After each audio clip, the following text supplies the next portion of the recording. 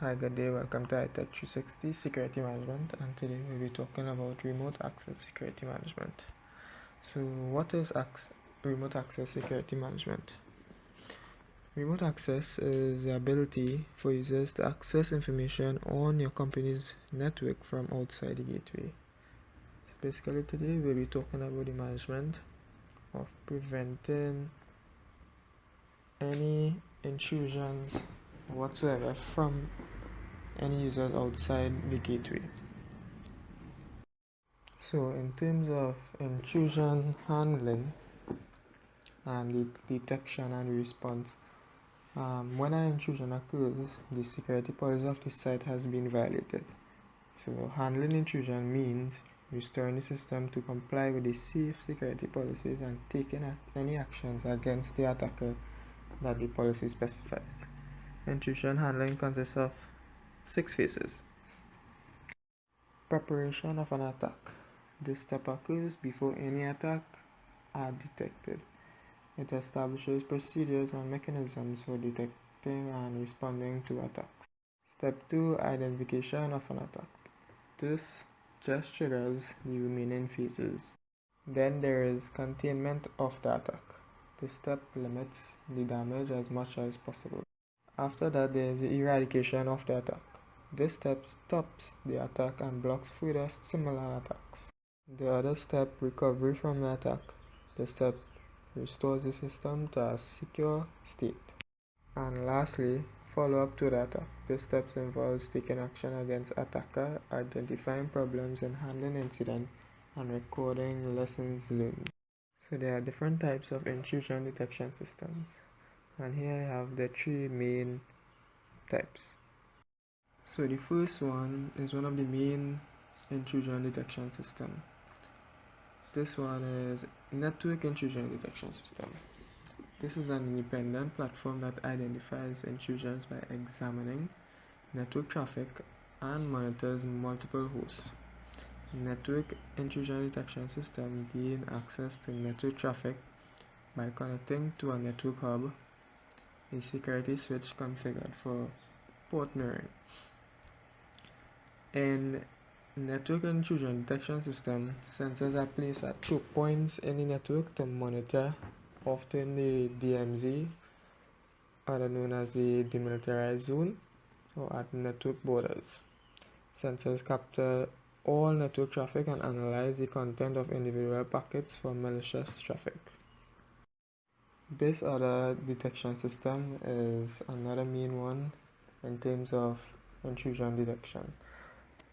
This one is host-based intrusion detection system. This consists of an agent on a host that identifies intrusions by analyzing system calls, application logs, file system modifications, password files, capability database, etc. and also other host activities and state.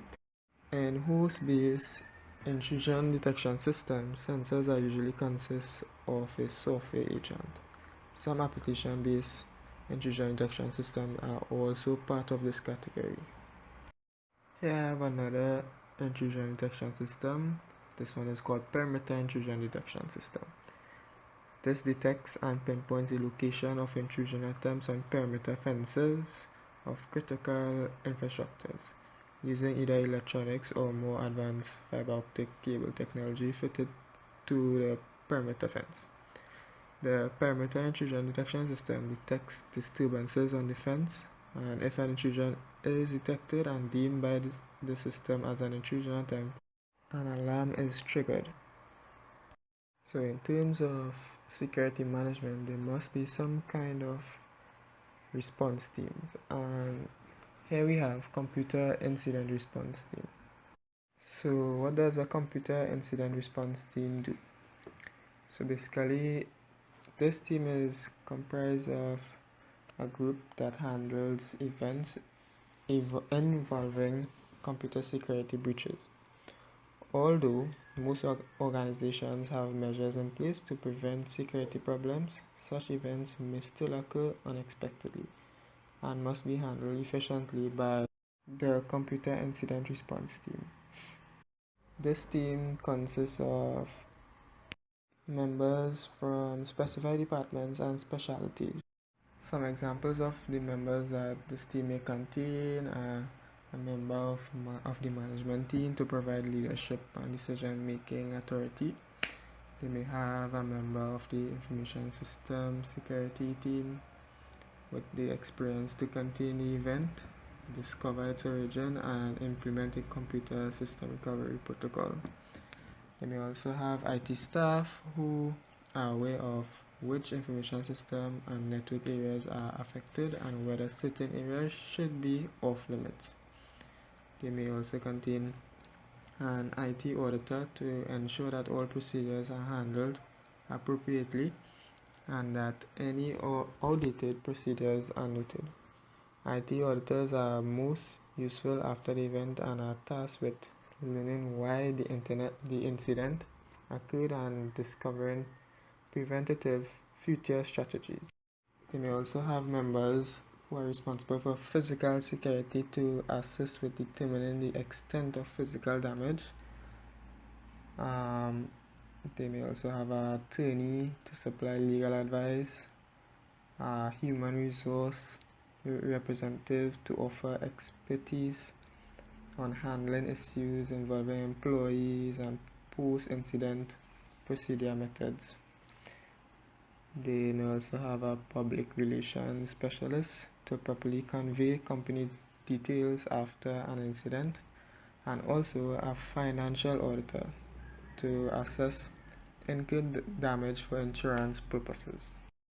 So other than using intrusion detection systems to protect data and so on, there are other ways of protecting data, not only from intrusion but from loss of data in terms of drive failure and hard disk failure and so on. One of the main ways that I'm going to talk about here is RAID, network availability RAID. First to begin, what is RAID? So RAID is just an acronym for redundant array of independent disks. Originally, redundant array of inexpensive disks. So this is a way of sorting the same data in different places on multiple hard disks to protect data in the case of a drive failure. However, not all RAID levels provide redundancy. So how does RAID works and why do we need it? So to go more in depth, RAID works by replacing data on multiple disks and allowing input-output operations to overlap in a balanced way, improving performance. Because the use of multiple disks increases the mean time between failures, and storing data redundantly also increases fault tolerance. There are two techniques that the RAID employs, which are disk mirroring and disk striping. Mirroring copies identical data onto more than one drive, and striping partitions each drive's storage space into units ranging from 512 bytes up to several megabytes. The stripes of all of this are interleaved and addressed in order. So this mirroring and this striping can be combined on a RAID array. Mirroring and striping are used together in RAID levels 1 and 10. So as mentioned before, there are different levels in RAID. Here we have RAID level 0, which uses striping.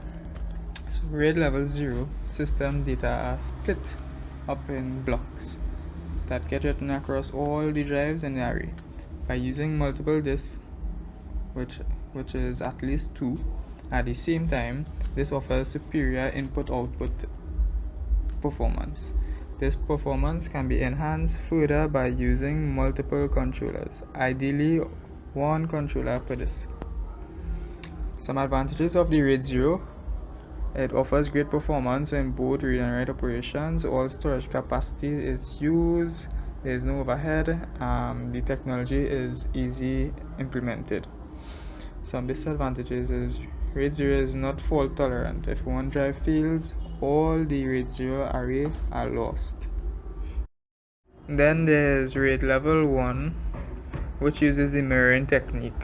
Data are stored twice by writing them to both the data drive or a set of drives and a mirror drive or a set of drives. And if a drive fails, the controller uses either the data drive or the mirror drive for the data recovery and continues the operation. So you need at least 2 drives for a RAID 1 array. So some advantages of the RAID 1 is RAID 1 offers excellent read speed and write speed that is comparable to that of the single drive.